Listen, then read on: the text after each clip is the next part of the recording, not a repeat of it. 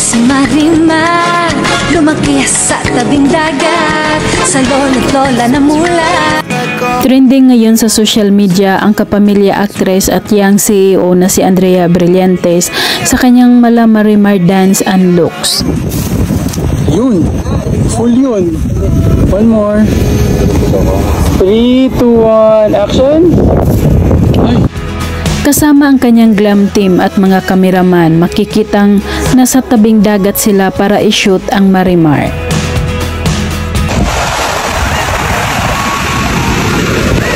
And go baba ka, Paps, slowly.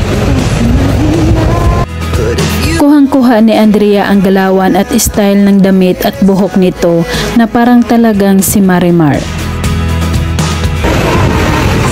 Nice! Pakyat ka ulit. Super ganda naman ng dalaga sa kanyang kulot na mahabang buhok at bulaklaking maiksing damit habang nakaupo ito.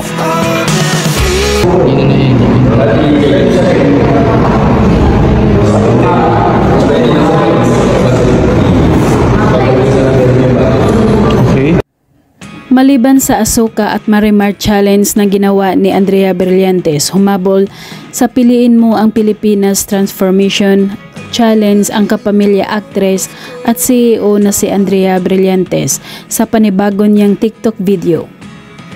Tampok sa video ang 35 looks ni Andrea. Ilan sa kanyang costume change ang maging sina Miss Universe Pia Wurtzbach at Darna. Ayon pa ng dalaga, umabot ng 18 oras para magawa nila ang content na alay umano ng aktres sa mga bayani ng Pilipinas.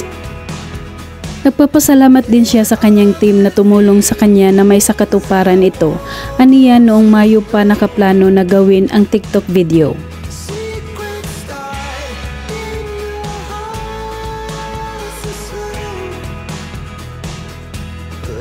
Pero hindi matuloy-tuloy dahil sa kanyang busy schedule. Ngunit itinuloy niya pa rin, hindi dahil mag-trend, kundi para ipakita kung gaano siya ka-proud maging Pinoy.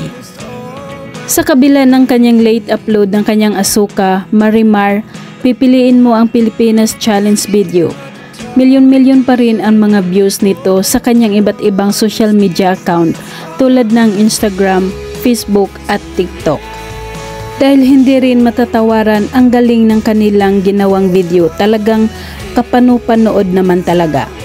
At marami ngang mga netizen na nagsasabi kung naisabay lang ni Andrea Brillantes noon ang ganitong challenge ay talagang siya na ang maraming views.